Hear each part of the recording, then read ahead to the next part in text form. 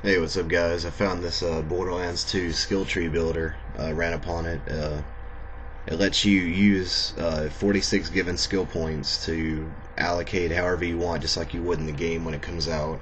And it's pretty neat because it gives you an idea of what you're going to be dealing with, and it gives you a much better understanding of the character's abilities. You can fill them out, go whichever way you want, and get a really good idea of how a character is going to be how they're going to be working. And I don't know, it's just pretty neat because before this, I didn't really know what the entire skill tree was, and this lets you get a very good idea of it. And you get all the characters down here.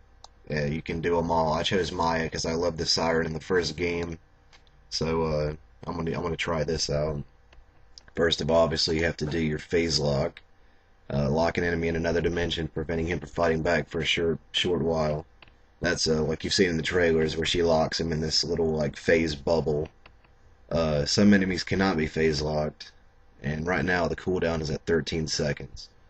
That's not too bad for a character starting out for a cooldown for one of your abilities. If you remember the first Borderlands, when you first start with your action ability, it takes forever to cool down. So motion right here, I guess, is like how Lilith moved so fast when she was powered up in the first one. And look, already this is pretty cool right here. Ward just straight up improves your shield capacity and recharge delay. So I'm gonna go for that. Damage and bullet speed. It's gonna be hard not to just use all five right here. So let's just go full right here just to unlock the next place. Because I mean, who doesn't want increased damage and bullet speed with all the gun types? I guess it increases your bullet velocity, so that's gonna be pretty neat. Kinetic reflection. After killing an enemy, you gain the ability to deflect enemy bullets. Send them flying toward nearby opponents. You take reduced damage from deflected bullets. Only works with bullets. Wow. Deflection chance 100%. I guess that means fully powered up. That'd be pretty damn insane if 100% chance of deflecting bullets, because I'm sure a lot of enemy fire bullets, as long as you stay away from getting meleeed or whatever. Increases the duration of phase lock. Let's see. I'm going to do a couple on that, but more on this because it increased duration. And what's neat is as you spend these points too, it shows you what level you'd have to be at to have what you have over here. Your movement speed increases while your shields are depleted. That's alright. I wouldn't put too much in that personally because that's just you're depending on getting your ass kicked and being able to move faster to get the hell out of the way. Converge. Your phase lock ability now also pulls nearby enemies toward the original target. This details a small amount of damage to the effective enemies. Uh, that's not something I would personally go for. It's pretty neat, and so far I can say that these abilities are all new and pretty awesome. But I wouldn't personally go for this one. Inertia. Killing an enemy causes your shields to quickly recharge and increases your reload speed for a few seconds. That's like, can't remember what it was called, but that's similar to a skill that Lilith had. Between all these three, I'm gonna put one on each one. I'd lean more towards that one. Right here, Quicken. Increases the cooldown rate of your phase lock. All five, obviously, because you can't do any other one, but why wouldn't you want that anyways? Let's see. Subsequence. When an enemy under the effects of your phase lock dies, there's a chance of your phase lock ability to seek out and affect other targets. So, say you use a phase lock and it kills someone, it's just gonna that bubble's gonna move and grab somebody else. So, that's pretty neat, I guess. Just for the sake of this particular tree, I'm gonna fill that out. Thought lock, action skill alteration. Phase lock causes enemies to turn on their friends instead of being locked down. Additionally, phase lock duration is increased, but so is its cooldown. Okay, so all filled out. To get this full, you'd have to be at level 31, which means there would be obviously more. I guess when you use all the skill points you can, it's going to be at 50, which is the cap, I believe, for right now, the max cap. So instead of just filling it out and getting to like here or something, I'm just going to reallocate them and start on a new one, and just to go through and see what everything's doing. Okay, motion I wouldn't personally be leaning towards because there's nothing too interesting there. I'm more about dealing more damage, so I would only use these first couple, and then I'd move on to probably I don't know yet. We'll just have to see. So Mind's Eye increases critical hit and melee. That's awesome. Melee isn't. I don't melee very much in Borderlands, but the critical hit damage is very nice.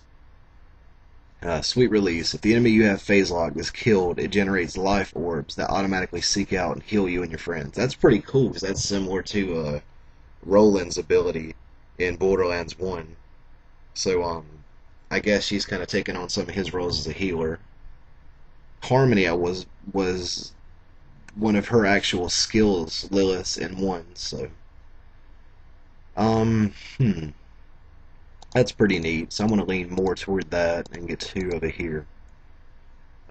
Shooting other players. Yeah, okay, so yeah, she's a lot like Roland was. So that's cool because I always was fighting between which was better that I like to play as more. So she's got the best of both worlds. So I know I'm going to be starting out with Maya. That's my personal opinion on this game. While you have an enemy phase lock, you get increased fire rate and damage with all gun types. Things like that are not my style personally. Like it's just my opinion. So I would go all towards restoration right there. Elated. While you have an enemy phase lock, you and your friends regenerate health. So yeah, I guess it's like her phase lock being on an enemy, you gain health in the same way that Roland's turret was out and you were in that aura, you would gain stuff. You would gain health and ammunition. So she's probably got an ammunition somewhere near too. We'll see. Um, Res. You can instantly revive a friend and fight for your life by using phase lock. That's pretty neat. That's pretty helpful when shit gets crazy. So that's a pretty neat ability. Recompense. When you take health damage, there is a chance that your attacker takes damage equal to the amount of health you lost. Um, hmm. That's all right, but again, that's just not something I would be going for because I don't like skills in these games that depend on you getting your ass kicked all the time. So let's see. I'm just gonna go all 5 on this just to move on for right now. Sustenance. You constantly regenerate health. The lower your current health, the more powerful the regeneration. That's badass. That's fucking sweet. I mean, I really like that. Health regeneration is a good thing. So, life tab. Killing an enemy causes you to steal health from any enemy you damage. This effect lasts a short while. So that's pretty cool when you're like a damn vampire or something. So that's a cool ability. Harmony's looking like a good way to go so far for people who are lone wolves and they're just trying to stay alive. So I'd probably end up doing some bullet damage in this one just to tilt to level 50 so far. Scorn. Throw an orb of slag that constantly damages enemies near it. This ability has a cooldown. Perform a regular melee attack when Scorn is in cooldown. So I'm guessing when you have this, your melee throws an orb instead of actually meleeing, or you have 2 different abilities besides phase lock.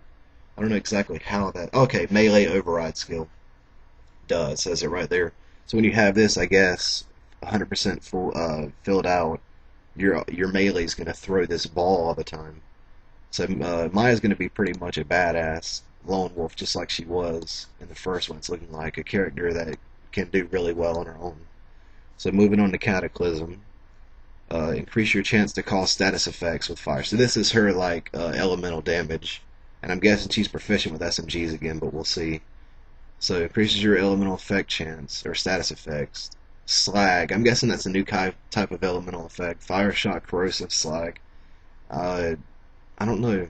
So those are fire, shock, and corrosive are the main elemental effects, and the other one's a slag. I don't know what that would be. It sounds like some kind of corrosive damage, but we'll just have to see. I'm not sure myself. Increases magazine size and reload speed with all weapon types. Right there, I would already do 5. No doubt about it. Phase locking an enemy, Helios. Phase locking an enemy causes a fire explosion, damaging all nearby enemies. Not really my speed. I wouldn't use it. Adds fire damage to all your shots. That's okay. I'm just gonna go ahead and say fire damage was very important to me in Borderlands 1 because of all the skags and human enemies. Fire damage was important that you get an incendiary weapon. So that's cool right there.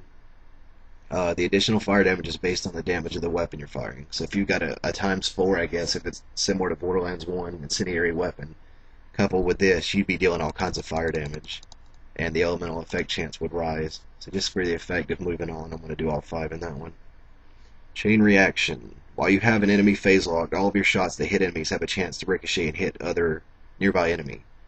Another nearby enemy, excuse me. Chain reaction only works with bullets. That's pretty cool, because if you start spraying down range with a fucking SMG and just putting a lot of damage out, it's going to be hurting other people. That reminds me of Logan's ability in Dead Island, where he was, you could throw in a thrown weapon into a group, and it would just do damage to all of them. So that's pretty sweet. Cloud kill. Shooting an enemy creates a lingering acid cloud, dealing constant corrosive damage to enemies who touch it. Only one acid cloud can be active at a time. That's pretty cool, but it's not something like I would use. Backdraft. Your melee attacks deal additional fire damage. Also, when your shields become depleted, you create a fire explosion. So that's similar to some of the shield abilities in Borderlands 1. Damaging nearby enemies, your shields must fully regenerate between explosions. Again, that's not something that I would personally use, so I'm thinking chain reaction all the way on this level. Reaper, you deal increased gun damage to any enemy who has more than 50% of his health remaining.